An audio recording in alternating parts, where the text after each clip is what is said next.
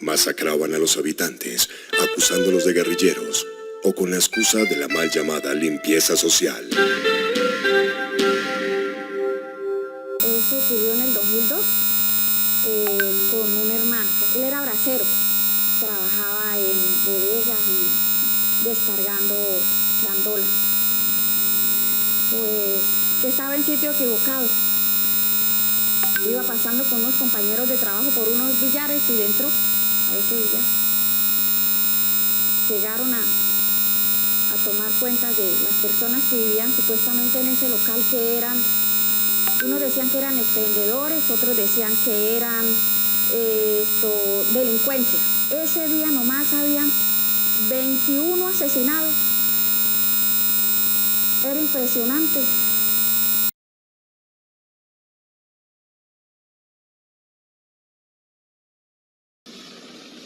Muchas gracias a todos y a todos los periodistas que asisten a esta declaración que vamos a hacer. Un momento complejo para este país y para la paz. Hoy es un día, consideramos, doblemente triste para este país porque se cumplen 6 años desde el atentado a la Escuela General Santander por el ELN. Y de otra parte, pues estamos no presenciando, sino frente a una campaña que inició el ELN en el Catatumbo, sobre la cual hay muchas interpretaciones, pero que lo central es que afecta sobre todo a la población civil, a líderes sociales, a firmantes de paz, también a las disidencias de las FARC, que están comprometidas con la paz, etcétera. Y en el día de ayer hubo 20 muertos, puede haber otros datos, pero ese es el dato que nos llegó. Y nosotros habíamos advertido en la mesa desde noviembre, porque nos habían llegado noticias de que la situación se estaba complicando en el Catatumbo. Habíamos advertido que se atendiera esa situación porque iba a pasar lo que efectivamente pasó. Por nuestra parte, llevábamos 8 meses buscando reactivar la mesa, haciendo todos los esfuerzos con comunidad internacional, con toda la participación que hubo en la sociedad civil, para que los procesos avanzaran, para que el proceso avanzara, y atendiendo además todas las crisis, los factores de crisis que se habían dado en el proceso. Tuvimos 2 reuniones, como ustedes saben, en Caracas, que para nosotros no fueron ciclos, pero fueron reuniones extraordinarias, muy importantes, porque discutimos a fondo temas con el ELN y empezamos a dar pasos para la reactivación plena de la mesa. Y en estos días que estábamos precisamente ultimando detalles para la próxima reunión, porque le damos un especial valor a este proceso, su valor político, lo que significa para el país, por el respaldo internacional que tiene, es decir, es un proceso que es importante para Colombia, por eso lo hemos cuidado y por eso estamos muy atentos a atender y a buscarle caminos siempre de paz a este proceso. Y nos disponíamos la semana entrante pues a reunirnos con el ELN para desatrancar de toda la mesa, buscando retomar temas como la participación, cese al fuego, para dónde va el proceso, sus alcances y atender también los factores de crisis. En eso estábamos cuando aparece esto que estaba cantado, que se sabía, que es desatar esta guerra en el Catatumbo, y que sobre todo significa o que es grave el asesinato de personas en estado de indefensión, como lo ha calificado el presidente, es decir, que son crímenes de guerra. Y por lo tanto, en consulta y por instrucción del presidente de la República, pues se suspende el proceso hasta que el ELN definitivamente piense si quiere caminar la paz. Es decir, este país no aguanta más esos vaivenes, sino definitivamente se requiere una decisión por parte del ELN si quiere con este gobierno caminar la paz. Esperamos mantener las dinámicas humanitarias que hay que mantener, por supuesto, están abiertos los canales de comunicación siempre para que le... Muy buenos días, a pesar de los hechos luctuosos el Estado defenderá que se están presentando en la zona de Catatumbo. Todo el país, como bien lo ha expresado Vera Grave, hemos recibido instrucción del señor presidente de la República de suspender a partir de este momento los diálogos, las negociaciones con el ELN.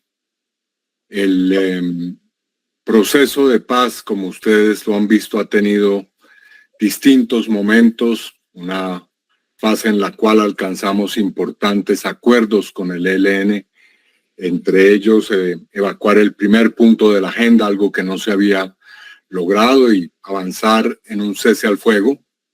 Pero a partir del mes de mayo del año anterior, entramos en una suspensión que decretó el ELN en primer lugar, y que a pesar de los esfuerzos que se hicieron, de la voluntad que expresó el gobierno, una y otra vez nos topamos con decisiones, actuaciones del ELN que impidieron avanzar. En el mes de noviembre hicimos 2 reuniones.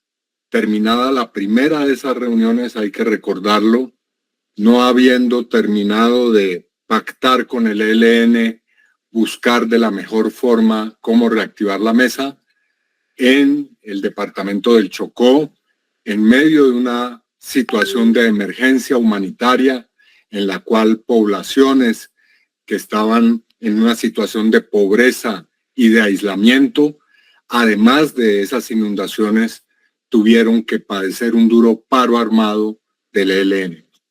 Y no solo eso, terminada esa reunión, el jefe de la delegación de paz del ELN, Pablo Beltrán, hizo una declaración diciendo que con este gobierno no se llegaría a un acuerdo de paz. A pesar de eso hemos insistido, hemos buscado ahora realizar una nueva reunión, pero como bien lo dijo Vera, en la preparación de esta reunión y habiéndolo advertido, ha surgido una situación que es de extrema gravedad en la zona de Catatumbo. Es una operación militar que está haciendo el ELN.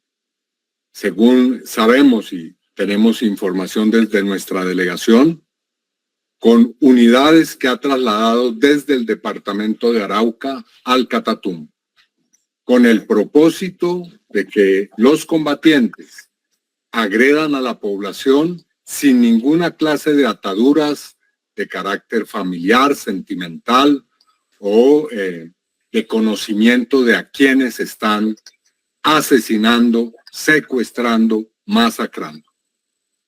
Las principales víctimas son los civiles, los líderes sociales, las personas que han dejado las armas y que están en el proceso de reincorporación, producto del acuerdo de paz de 2016.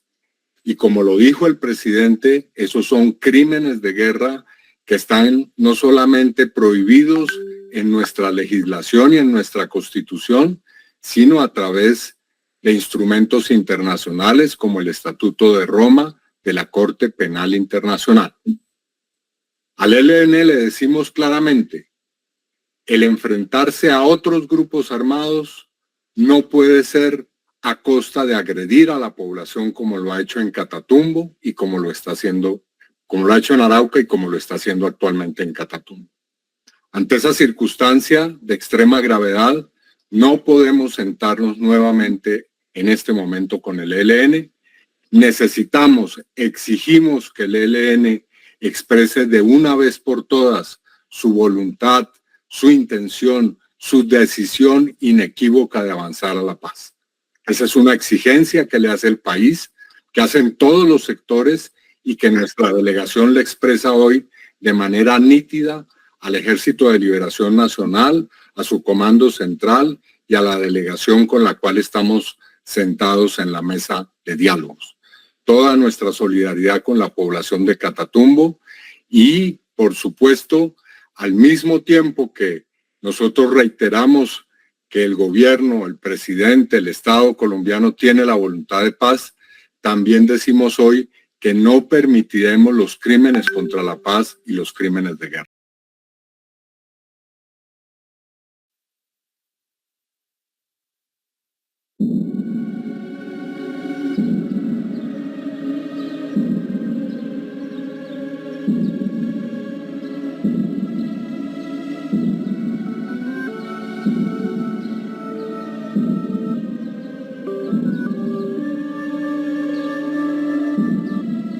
Uno perdona, ¿no es cierto?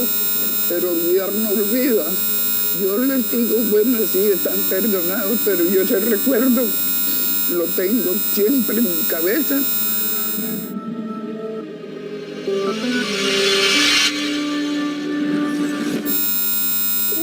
Me mató a mi hermano, mi sobrino, mi hijo. Mi mamá le dio la muerte, le dio el infarto y también murió mi papá. Acá con la familia.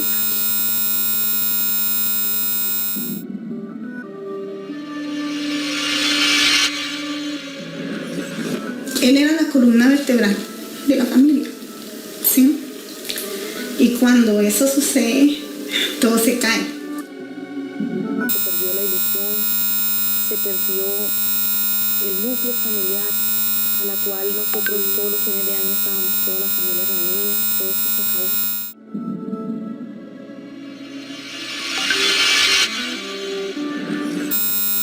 Para nosotros nos partieron el alma en dos, la muerte de nuestros hijos. No es fácil pues quedarse uno de la noche a la mañana como con los brazos cruzados.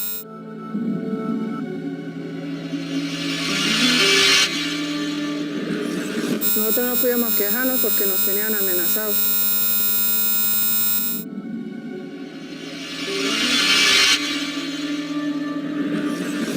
No sería capaz de perdonarlos. No sería capaz porque me arrebataron una persona a la que amé mucho y a la que amo y a la que voy a amar. Y pues, que los perdone Dios.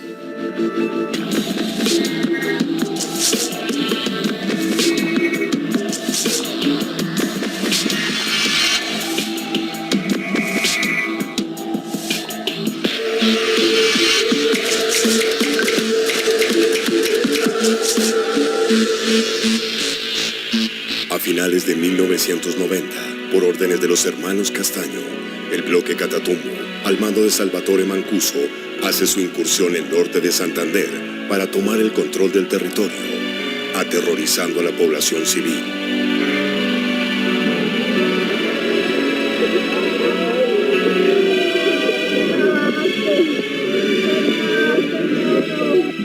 Esta es la historia de todas esas víctimas que a pesar de su dolor lograron sobrevivir. Hoy, aún con miedo, buscan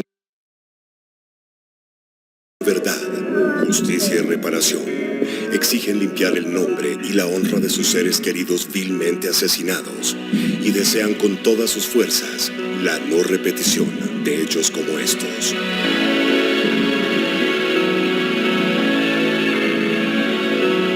Doña Ana Ilse se enfermó del alma y del cuerpo desde el día que los paramilitares llegaron hasta su casa en Salazar y masacraron a sus 3 hijas, sembrando en esta familia tristeza y dolor.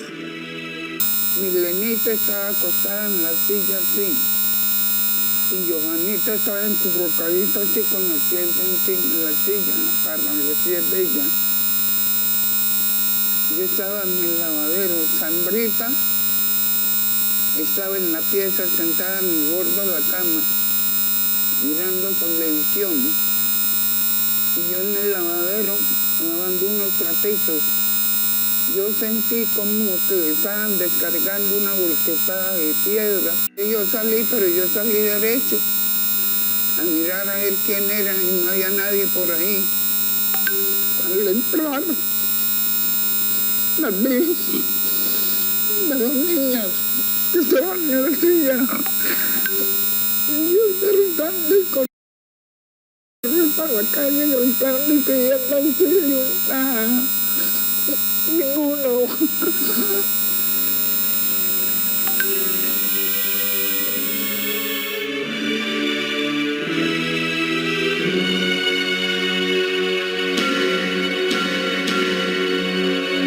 200 hombres enviados por Castaño y Salvatore Mancuso ingresaron a la región del Catatumbo en 6 camiones que venían de Córdoba y Urabá. Lo hicieron con la complicidad de miembros del ejército y comandados por el teniente del ejército en retiro, Alberto Arias Betancourt, alias Camilo, hoy prófugo de la justicia. Lo que ellos han podido hablar en las audiencias que tienen en Justicia y Paz es que los trajeron fueron los comerciantes, los ganaderos, algunos políticos. Para el Frente Fronteras, al mando de Jorge Iván Laverde Zapata, alias El Iguano, dominar el municipio de Tibú era ganarle un espacio a las guerrillas del EPN y ELN, que desde hacía años delinquían la zona, lo que significaba mayor control sobre las rutas de narcotráfico de la frontera. Por eso el horror de la incursión paramilitar se inicia en esta zona y se extiende por todo el departamento. Con el cuento que iban a combatir a la guerrilla, sacrificaron y asesinaron a mucha gente inocente que nada tenía que ver con el conflicto.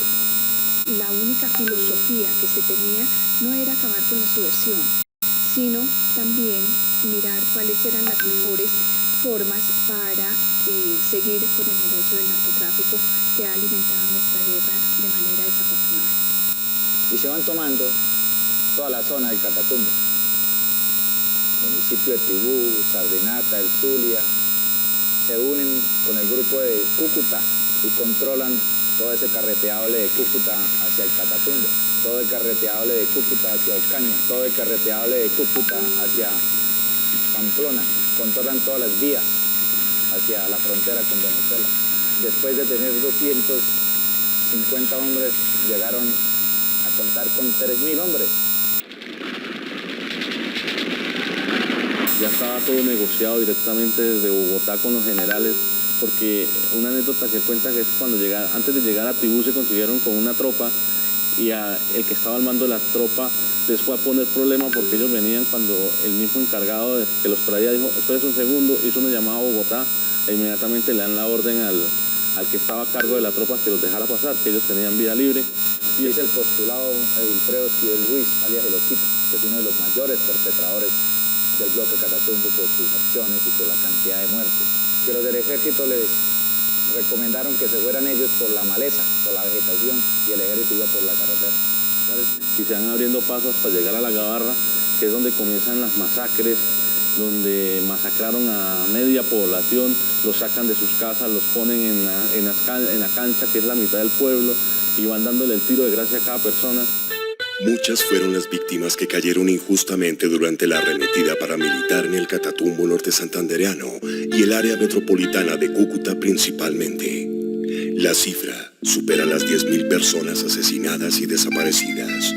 Muchos de estos cadáveres nunca se encontraron porque fueron arrojados a los ríos Táchira, Zulia y Catatumbo o fueron cruelmente incinerados, recordando los horrores ocurridos durante la Segunda Guerra Mundial. Hubo días donde habían 31, 35 muertos en un solo sitio porque supuestamente eran guerrilleros. Entre 1999 y el 2004, la tranquilidad y la paz se fueron del norte de Santander, espantadas por las balas y el terror paramilitar. Incluso en Cúcuta, nadie estaba a salvo. Celadores, zapateros, vendedores ambulantes, comerciantes, conductores, trabajadores de plazas de mercado, prostitutas, travestis, expendedores y consumidores de drogas, delincuentes, funcionarios judiciales, autoridades, líderes cívicos, miembros de asociaciones profesionales, fueron cruelmente asesinados por los paramilitares, quienes con lista en mano masacraban a los habitantes, acusándolos de guerrilleros o con la excusa de la mal llamada limpieza social. Eso ocurrió en el 2002 con un hermano. Él era bracero, trabajaba en bodegas y descargando gandolas. Pues estaba en sitio equivocado. Iba pasando con unos compañeros de trabajo por unos billares y dentro, a ese billar, llegaron a tomar cuenta de las personas que vivían supuestamente en ese local, que eran, unos decían que eran expendedores, otros decían que eran delincuencia. Ese día nomás habían 21 asesinados. Era impresionante. Asesinados.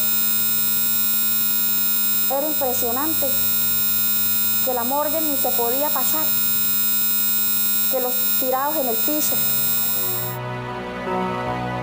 Cumpliendo órdenes del comandante alias El Iguano, llegaban a los barrios y disparaban de manera indiscriminada contra las personas que se encontraban departiendo en los billares, porque tenían información que el lugar era frecuentado por expendedores o consumidores de drogas.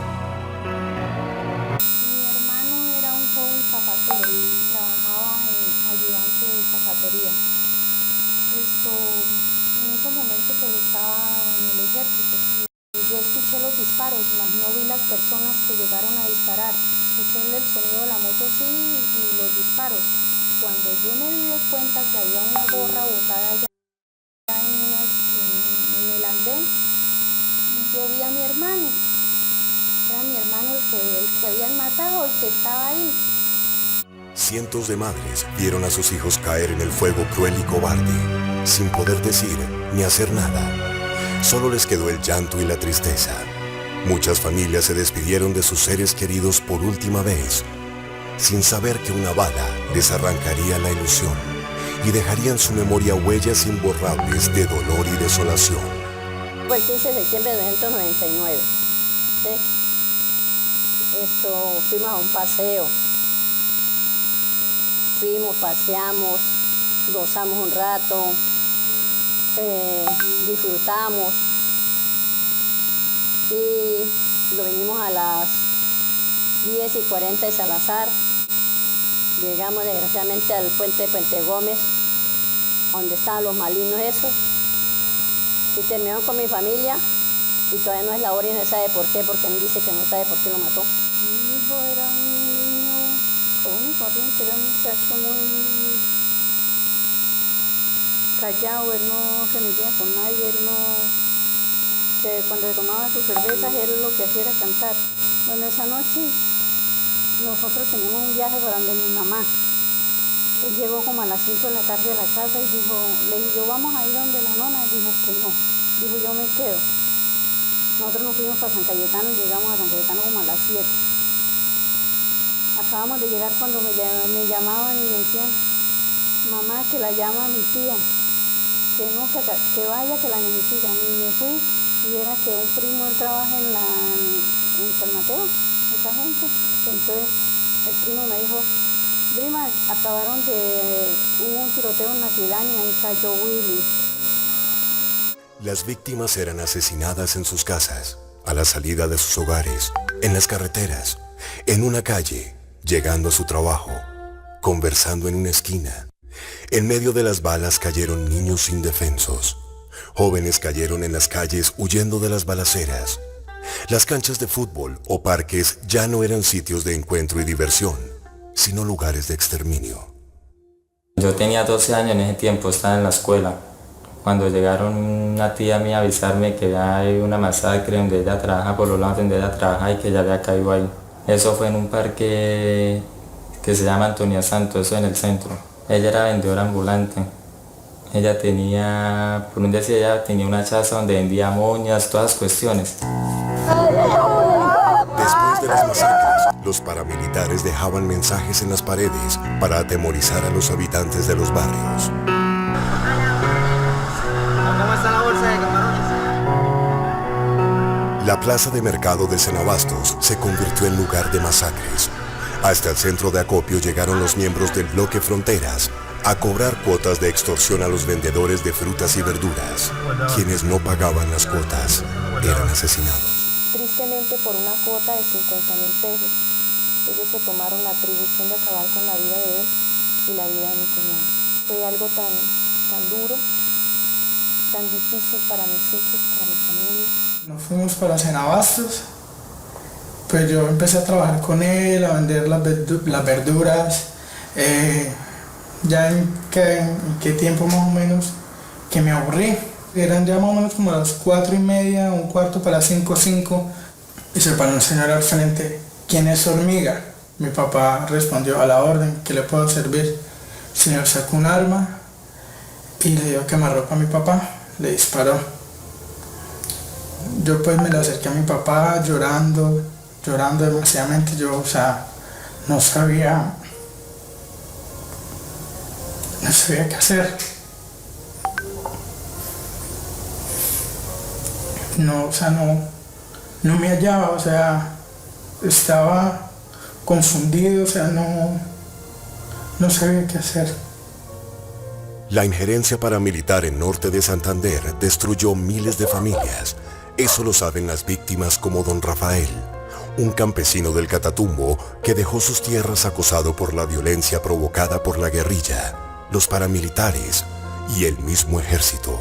Lleva su historia escrita para que no se le olvide ningún detalle de todo lo que le ha arrebatado la guerra, tanto en el campo como en la ciudad. Entre las hojas describe con tristeza la pérdida de sus hijos.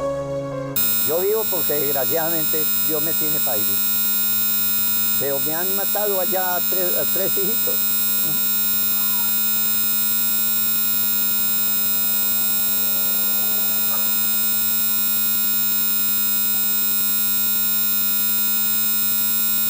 Perder mis bienes, tener que venir yo con el brazo pegado a la paleta.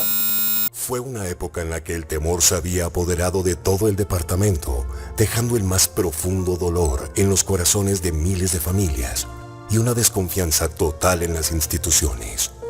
Las voces de líderes que trabajan por su comunidad también fueron calladas atrozmente, incrementando el miedo de la población. Tirso Vélez era mi hermano menor. Siempre tuvo su don de gente, su liderazgo, era músico, era compositor, poeta, cantante.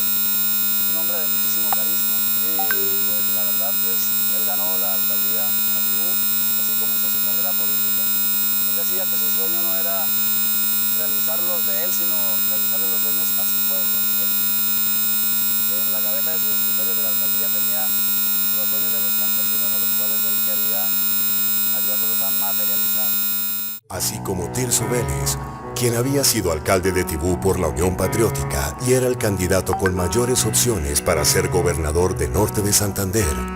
La voz de líderes de organizaciones que trabajaban por los derechos de los campesinos y mujeres también fue silenciada. Titulares de masacres y asesinatos encabezaban los periódicos todos los días.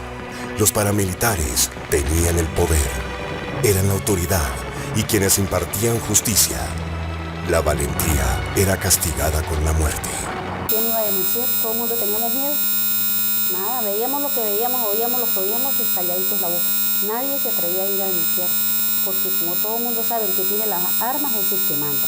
Yo tuve mucho miedo. Yo, ¿cómo iba a denunciar? Por Dios, o sea, hubiese ido a denunciar, no estuviera aquí sentada. De verdad, porque sabíamos que no se podía hacer. Crearon una catástrofe humana. Eso fue un azote a la humanidad lo que ellos hicieron. Durante 5 años, homicidios, desplazamientos, masacres, desapariciones, cubrieron el mapa de norte de Santander, transformando para siempre la vida de sus habitantes. Para mí, para mis hijos, terrible. El menor que tuvo que presenciar esos hechos, que yo sé que eso es una marca que le queda por vida. Mi hijo el mayor está sumido en las drogas. A raíz de eso, él no podía superar la muerte de su papá. ¿Cómo cambió mi vida? Así como estoy ahorita, enferma el corazón, de la cabeza, acabaron con mi vida. No ha tenido más reparación nunca. Yo me enfermé y no he levantado cabeza. Yo no volví a trabajar porque no, los nervios me declararon depresiva. Se me acabó todo. Fue un daño muy grande que hicieron. Porque no se trata de quitarle la vida a un ser humano. Se trata de que le dañen la vida a toda una familia. Por causa de la violencia, familias enteras se vieron forzadas a dejar sus hogares. Muchas mujeres fueron abusadas sexualmente, pero el miedo no les permitía denunciar. Hoy, Después de tanto tiempo, y aunque aún sienten temor, valerosamente se atreven a contar lo sucedido, intentando así calmar un poco su dolor y frustración. Hubo un enfrentamiento entre las autodefensas y la guerrilla. Entonces la orden de que teníamos que salir porque los que encontraban en las fincas los mataban, que no sé qué, los volvían picadillos, eso es decir.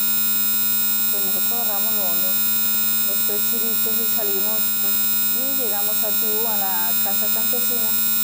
Entonces duramos un tiempo en la casa campesina, pero la situación era muy grave, eran demasiados campesinos ahí, a veces no había nada que comer y yo empecé como a rebuscármelas, a buscar trabajo, entonces empecé a traer una fuente de soda, una caseta. Y de ahí empecé a trabajar para ayudarlos a ellos. Tenía 14 años, fue en 2001. Esta señora, todo el tiempo que trabajé con ella me explotó demasiado. Ella me vendía a un policía, no me recuerdo si el policía era coronel, no sé, pero era uno de los que mandaba ahí de la policía. Ella siempre me vendía a ese tipo, él me llevaba para un puesto que llaman la 4, Tibú. Ella cobraba 70, 90 por alquilar mi cuerpo y esa plata era para ella, o sea, yo no recibía nada. Un día, esto fue un 2 de febrero del 2001, siempre se celebra una fiesta en Campo 2 de la Virgen de Campo 2. Entonces decidiste venir a rumbear ahí con las peladas, dos compañeras de trabajo. La primera violación es un tipo de las autodefensas que le pertenecía al grupo Mauro y quien lo comandaba era Héctor, alias Héctor. Entonces cuando pasó la violación, la advertencia fue de que no fuera a llegar eso a oído de Mauro porque me volvían picadillos o pagaban mis padres. Yo sentí fue que me agarraron, uno me agarró del cabello y me jaló y el otro me puso un revólver en la cintura. Entonces ahí fue cuando empezaron a decirme que ellos sabían dónde vivía mi familia. Me humillaron porque es que eso es humillante. Yo no tenía más alternativa. O lo hacía o me mataban. Y si no lo hacía me mataban a mi familia. Tampoco le comenté esto a nadie. O sea, eso fue algo muy mío que nadie lo supo. Entonces tenía pesadillas en las noches. Empecé a sufrir de insomnio. Ya no dormía. Vivía con nervios. Me deprimí demasiado. La justicia también fue vilmente asesinada y masacrada. La fiscal María del Rosario Silva fue asesinada por orden de Jorge Iván Laverde Zapata. Después, corrieron la misma suerte su reemplazo, el fiscal Carlos Alberto Pinto, y los investigadores del CTI, Jesús David Corso Mendoza y Milton Eduardo Márquez. Tuve esa oportunidad de conocer a María del Rosario, una mujer aguerrida, comprometida, enfrentaba a la delincuencia de una manera sin temor y eso le valió la muerte. Como si todos los crímenes, los asesinatos y los desplazamientos forzados no fueran suficiente, el terror paramilitar se atrevió a llegar más lejos y con mayor crueldad, intentando no dejar rastro ni prueba de sus atrocidades. Zonas como Juan Frío y Puerto Santander fueron testigos de los más horrendos crímenes, dejando en la memoria de la población una huella de horror imborrable para todos aquellos que lograron sobrevivir. Allí utilizaron varias prácticas de desaparición forzada. Entre ellas estaban obviamente la utilización de fosas clandestinas en los sectores rurales, e igualmente la utilización de los hornos ya en lugares urbanos como fue Juan Frío y Puerto Santander. Otra de las prácticas que utilizaron fue lanzar los cadáveres de las personas asesinadas al territorio venezolano. En la medida que Villa El Rosario, el límite con Venezuela, cruza el río y allí lanzaban los cuerpos de estas víctimas, obviamente quedaban como rehenes levantados en territorio venezolano y no se volvía a tener noticia del paradero de estas víctimas. Los paramilitares al mando de Jorge Iván Laverde Zapata no solo habían dominado varias poblaciones en norte de Santander y los barrios de Cúcuta. Con su poder lograron hacerse al control militar, económico y político del departamento, infiltrando entes gubernamentales y todos los organismos del poder local y regional. El norte de Santander y a nivel nacional, desde las más altas autoridades sabían lo que estaba pasando. Los gobernadores, la clase política, la clase económica, la fuerza pública, el clero, todos en absoluto sabían que estaban masacrando a la población civil y no hubo una respuesta, no hubo una manifestación real y concreta para que cesara ese accionar de estos grupos de autodefensa. Funcionarios de la policía, la DIJÍN, el IMPEC, el Ejército y la Fiscalía se reunían con los paramilitares en lugares estratégicos de la ciudad, brindando información, entregando armas o colaborando con ellos para someter a los habitantes. Llegaron incluso a tener información de la presidencia de la República. Recordemos lo que en su momento dijo Salvatore Mancuso en relación con el Congreso y cómo nos mostró un porcentaje altísimo de la injerencia que tuvieron allí. Muchos políticos estuvieron al servicio de ellos. A nivel social, de la misma forma, a todos los niveles, el poder durante esos años fue tan grande que manejaron en Cúcuta todas las instituciones. O la mayoría pues, de personas en Cúcuta tenían que pedirle permiso a ellos para, no sé, como para sus actividades o para poder desarrollarse en cuanto al comercio, en cuanto a la ganadería, la agricultura, a veces en temas políticos, en toda esa situación. Los paramilitares del bloque Fronteras tenían de su lado a políticos como el alcalde Ramiro Suárez, condenado, y la directora seccional de Fiscalías de Cúcuta, Ana María Flores, actualmente prófuga. Condenada por los delitos de concierto para delinquir y utilización indebida de información oficial privilegiada, y su asistente, igualmente condenada, Magali Janet Moreno Vera, alias Perla.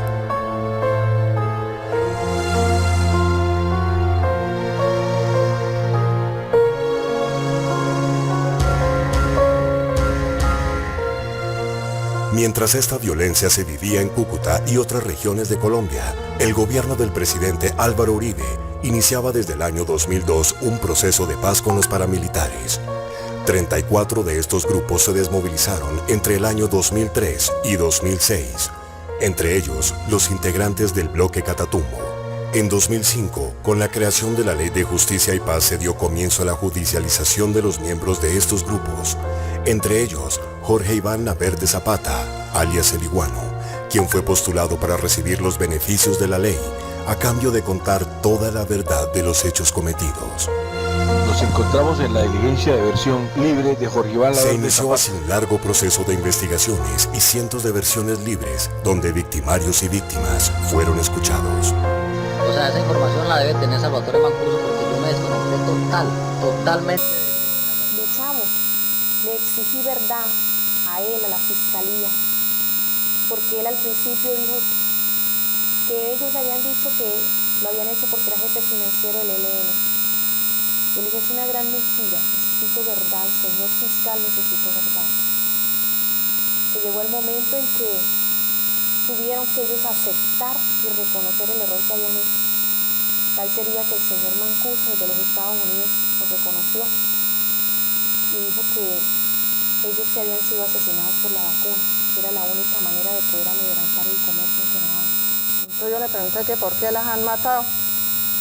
Entonces me dijo que era porque el alcalde ha ido hasta el puerto a hablar con él y que era el alcalde que le ha dado la orden. Y por eso era que le ha dado la orden de matar a las niñas. Tuve la oportunidad y el valor de parármele al frente y decirle, sinceramente no siento odio por usted. Me da rabia, porque uno lo que siente es como rabia, de que él mismo gobierno se prestó para esto, porque yo le dije, si no se hubiera prestado, ustedes no hubieran llegado hasta donde fueron capaces de llegar. Para las víctimas, acudir a las audiencias se convirtió en una tortura, y aunque revivieron su dolor, era una oportunidad para exigirle a la Verde Zapata y a sus colaboradores la verdad. Cuando nosotros íbamos a entrar en las audiencias, nos esculcaban el bolso, llevaban una pipa, no la podían entrar, un agua, nada. No, en esos días yo tenía que tomarme un té que me han mandado, el doctor me ha mandado un té, y yo llevaba la botella de té y no me la dejó entrar. Inclusive ya le tenía rabia yo al policía porque no me dejaba entrar nada. Muchas personas no tenían ni para el almuerzo ni para el pasaje. Hubieron muchas personas que se enfermaron, se desmayaron ahí en las audiencias. Para él tenía muchos privilegios, podía entrar agua, tenía su computador. La sentencia proferida contra Jorge Iván Laverde Zapata en el año 2010 fue un asomo de esperanza de justicia y reparación para algunas víctimas. El paramilitar recibió una pena alternativa de 8 años de prisión por 32 hechos correspondientes, entre otros, a 170 homicidios y 25 masacres. A través de esta sentencia, la justicia colombiana ordenó medidas de reparación integral para las víctimas directas, entre otras, una reparación económica y atención psicológica para toda la comunidad. Estos procesos se están iniciando en Cúcuta con la supervisión de la Unidad de Atención y Reparación a Víctimas. Un poco para cumplir con todas esas exigencias y estándares internacionales, la Sala ordenó todas las medidas de reparación. Esto es la reparación integral en lo que tiene que ver con rehabilitación, restitución, medidas de no repetición, indemnización y satisfacción. Hay algunas medidas simbólicas por la trascendencia que tienen en un proceso de justicia transicional, pero también hay medidas como la de rehabilitación. En una sociedad que ha padecido tanta violencia como la del norte de Santander, es importante que las víctimas indirectas puedan ser diagnosticadas y tratadas por profesionales especializados en violencia de conflicto armado. Algunas víctimas deciden perdonar, otras voluntariamente deciden no hacerlo. Debemos entender que no hay ninguna obligación en cabeza de las víctimas de perdonar al victimario. Sin embargo, podemos recibir de ese ofensor un genuino arrepentimiento y las víctimas pueden decidir que quieren perdonarlo. Entendamos que no hay ninguna obligación legal ni exigible de dar perdón. Lo importante es que las víctimas entiendan que todo lo que estamos haciendo las dignifica y que la reparación para sus vidas es una reparación real y sincera. No hay manera de reparar el daño. No hay psicólogo, no hay ayuda monetaria que pueda pagar, que pueda solventar este daño. Nosotros nos sentiríamos reparados realmente cuando se limpie la memoria de nuestras víctimas, de todas las víctimas. La sentencia también estableció obligaciones específicas para autoridades del orden nacional y territorial, como la destitución inmediata de los funcionarios de instituciones como la Fiscalía, la Policía y el Ejército implicados en estos hechos. Y además, que el Ministerio de Defensa se comprometa a combatir a las bandas criminales para garantizar la no repetición.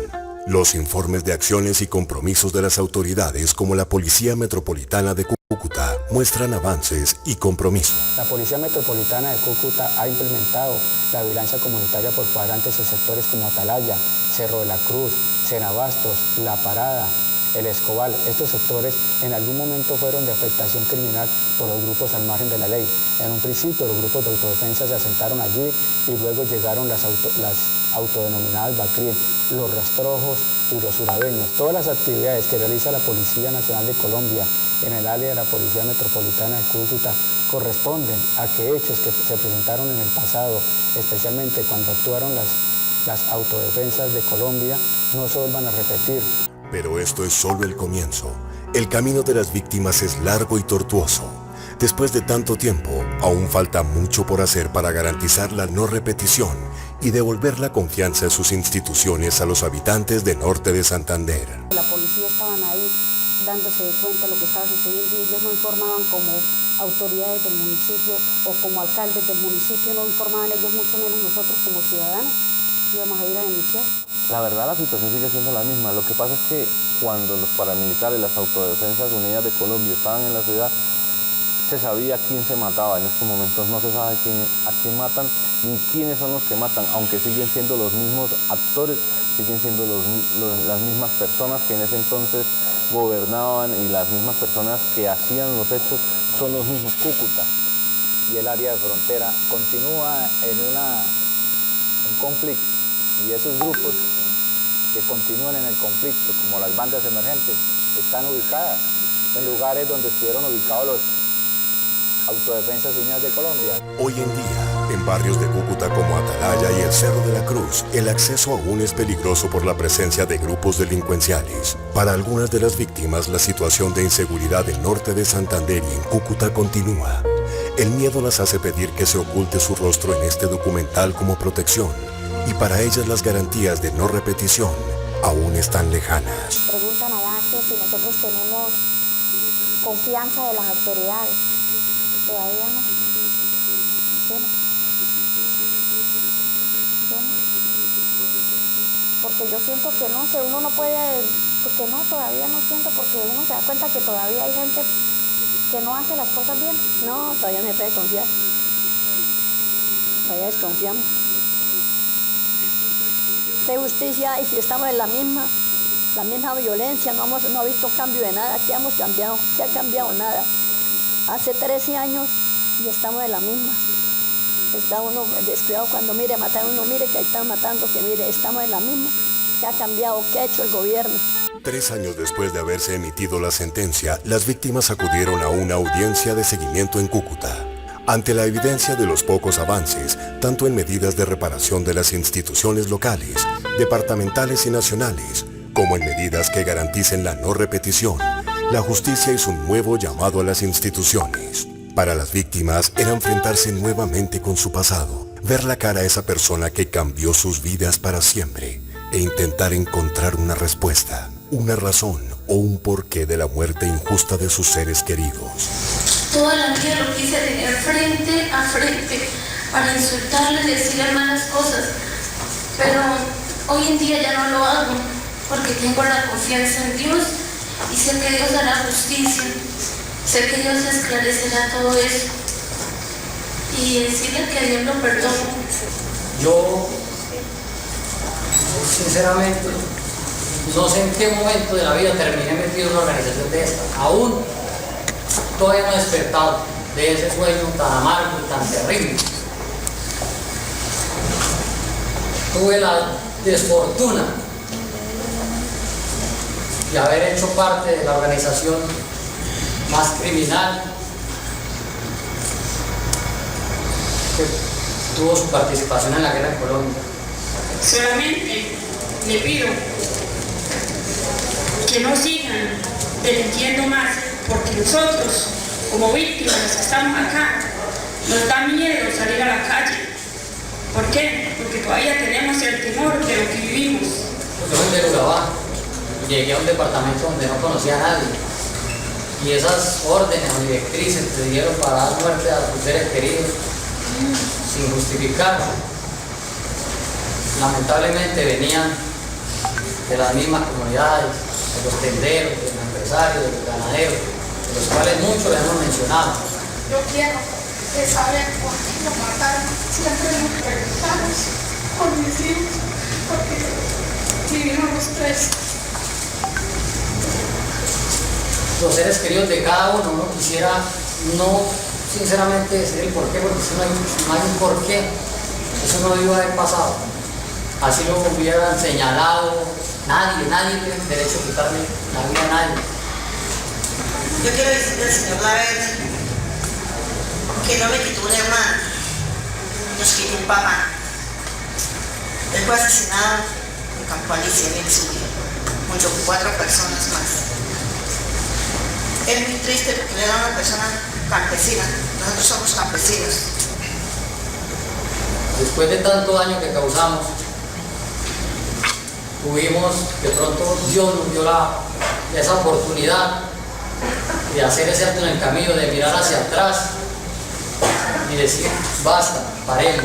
Lo que sí les puedo decir, desde el primer día que le entregué el fusil al ministro Sabas Pretel de la Vega en Santa Fe de Ralí, ministro entonces del gobierno libre, hice un compromiso con Dios,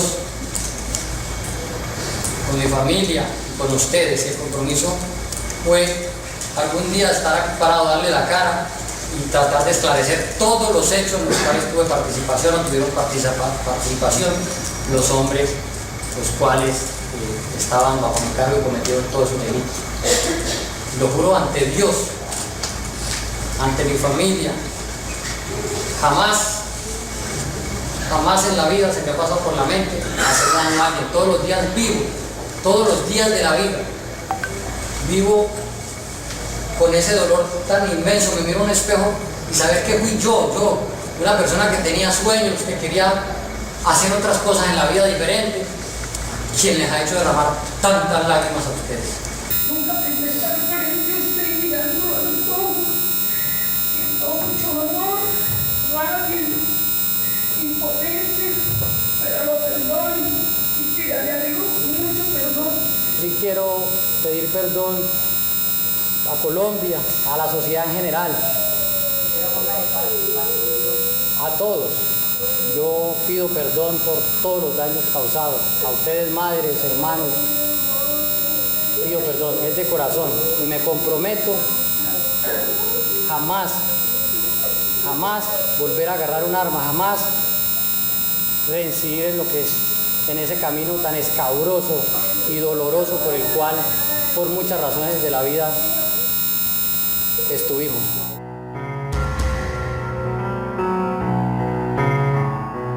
Jorge Iván Laverde Zapata está recluido en una cárcel en Itagüí, Antioquia, y está próximo a cumplir su condena. Respetando las medidas de reparación ordenadas por la sentencia, pidió perdón público a sus víctimas. Lo he manifestado y lo manifiesto hoy. Yo pido perdón tanto a las víctimas como al país y al mundo. Uno tiene que perdonar, porque si uno no perdona, no sana.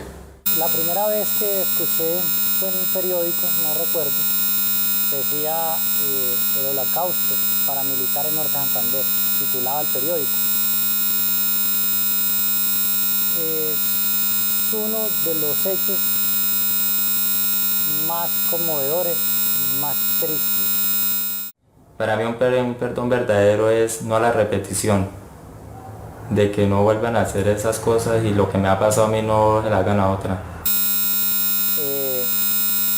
Yo creo que es lo más doloroso que ha pasado en Colombia, ese tema que sucedió allí en Norte Santander. Yo perdonarlo, sí, me piden perdón, bueno, sí, están perdonados, pero ¿cuándo olvido yo eso?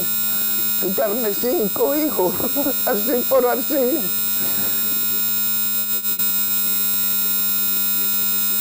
Eso o sea, yo he tratado de buscar las palabras para definir y no las puedo encontrar, porque eso sucedió de una manera dentro de esos mismos reglamentos o directrices que se daban de desaparecer los cuerpos, y la forma de desaparecer que encontramos lamentablemente y trágicamente fue esa. Perdonar es difícil, porque uno sigue con el resentimiento, el dolor, el preguntar por qué pasó las cosas, todo eso. Lamentablemente fue una idea de la Organización de Autodefensa, comandadas por mí, de crear ese sistema para que no aparecieran los cuerpos. A esas madres, a esos padres, a esos hijos, pido perdón porque nunca podrán encontrar estos cuerpos. Es imposible ya encontrar, porque ya están hechos cenizas. El perdón es algo que se siente en el alma, donde ellos dicen no repetición. donde ellos no vuelven a agredir a nadie, hombre o mujer, niño. Para mí ese es el perdón. Perdón no es llegar y pararse uno en una pantalla y pedirle perdón a todo el mundo donde verdaderamente no se siente de corazón, donde las cosas se están dando igual o peor. Al país en general, a la comunidad internacional, a los estados, a las víctimas, a la sociedad norte santanderiana, a ese pueblo, pido perdón de todo corazón por haber sido yo quien implementé ese método. Hoy en día no me explico, sería el mismo diablo, la misma cegado por la misma guerra que nos llevó a pensar en eso. No sé en qué momento se nos ocurrió esa idea y se hizo. Siempre llevaré y cargaré esa responsabilidad y esa pena y esa vergüenza por haber incurrido en ese delito tan extraordinariamente grave. Esas personas no deberían de pedir perdón. Esas personas no deberían de pedir perdón porque están es como jugando con nosotros, como riéndose de nosotros. Porque ellos al vernos a nosotros llorar doblegados allá delante de él, es como si nosotros estuviéramos como haciéndolo crecer a él, porque él se cree ya grande, o sea, sí, hice sufrir toda esa gente, hice sufrir todo eso, y mírenlos aquí llorándome, o yo pidiéndole perdón a ellos y me van a perdonar así, porque yo venga y diga que esto, sí, yo fui el que lo maté y eso, y ya por eso me van a perdonar. No es así de fácil, el perdón no sale así. Para el Estado, también es prioridad que la comunidad sepa que no aprueba ninguno de los actos de barbarie que ocurrieron en el norte de Santander. La Fiscalía General de la Nación pide públicamente excusas por la participación de exfuncionarias de esta institución en el fortalecimiento del Frente Frontera. La Fiscalía General de la Nación manifiesta públicamente su rotundo rechazo a estos hechos que enlodan la imagen de nuestra institución, que como todos sabemos, está comprometida en la búsqueda de la justicia, pero cuya labor en ocasiones como esta se encuentra entorpecida por funcionarios cuyas actuaciones resultan contrarias a sus deberes. Más aún en este caso, en el que el comportamiento de estas exfuncionarias en colaboración con las autodefensas dio lugar a una serie de crímenes entre los que penosamente se encuentran homicidios indiscriminados contra la población civil, generando terror, dolor y desasosiego en las familias de las víctimas. Y nos comprometemos a garantizar e impedir que hechos como estos se repitan en el futuro. Somos conscientes de que la petición de excusas no cambiará lo sucedido ni sus consecuencias, pero también de que para superar en alguna medida el dolor, la soledad y la tristeza que deja la barbarie, es necesario que nos sintamos acompañados, respetados y protegidos por las instituciones del Estado. Reparar el dolor de las familias, devolver la confianza en la vida, en las instituciones de la ciudad de Cúcuta, es un proceso largo. Hoy, el norte de Santander perdona, pero no olvida. Lentamente vuelve a creer, vuelve a vivir. Sus víctimas empiezan a confiar y a tener la esperanza de un futuro en paz. Pero para lograrlo, es imprescindible el compromiso y la ayuda de las autoridades. Los jueces, los fiscales, los procuradores, la fuerza pública, tenemos el deber de sumar nuestras funciones, nuestras decisiones, nuestro espíritu para llegarle con mucha materialidad el concepto de justicia a tanta zona afectada, a tantas víctimas tras de sí dejadas por la incursión de estos grupos. Si entre todos los jueces de Colombia, de la mano de los fiscales, de los procuradores, podemos entregarle a la sociedad una nueva Colombia como norte después de este proceso de paz que va a ser exitoso, podremos llevar a través del perdón muchas de las instituciones de la justicia transicional que está liderando la sala administrativa del Consejo Superior de la Judicatura con las salas de justicia y paz, a brindar de un lado justicia, de otro reparación y finalmente la memoria histórica para saber la verdad y con ella poderle dejar a nuestros hijos el testimonio de lo que jamás puede volver a ocurrir en Colombia. Eso es indispensable todo lo que tiene que ver con rehabilitación. Por eso es indispensable que se empiecen a generar terapias, como se ha hecho en otras latitudes, a fin de lograr que las víctimas un día logren superar todo esto y que, como le mencionaba, lleguemos a ese fin último que es el deber ser de un proceso de justicia transicional, que es la reconciliación. ¿Se logrará? No sabemos, pero estamos trabajando para eso.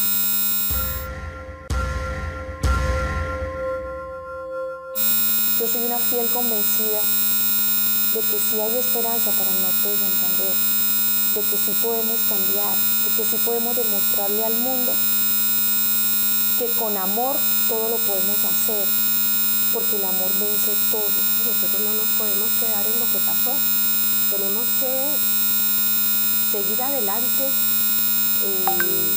subsanar todas las heridas, sanarlas.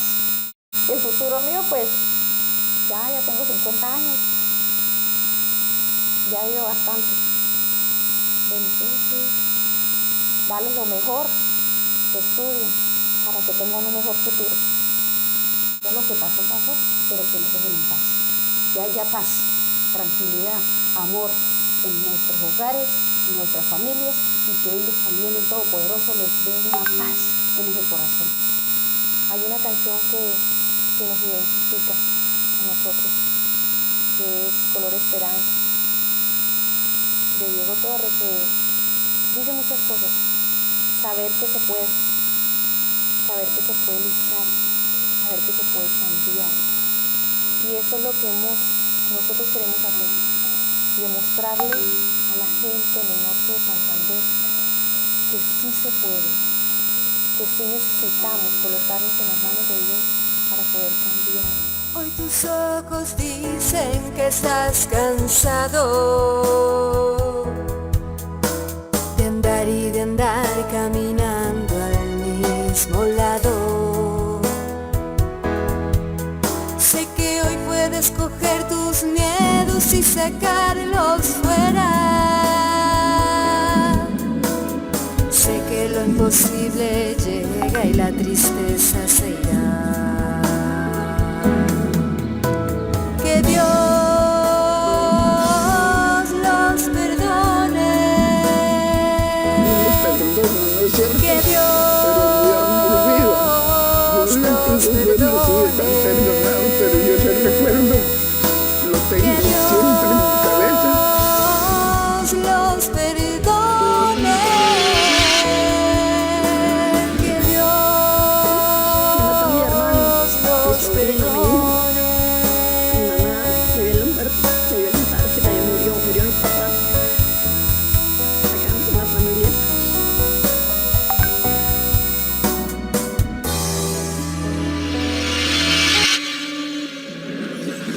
Él era la columna vertebral de la familia, ¿sí?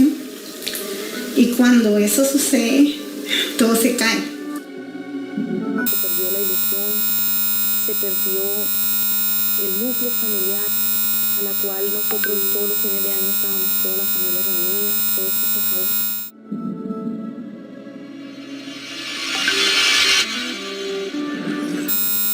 Para nosotros nos partieron el alma en dos, la muerte de nuestros hijos.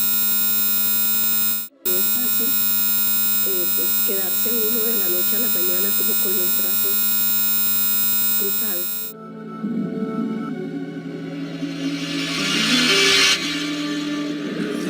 Nosotros no podíamos quejarnos porque nos tenían amenazados.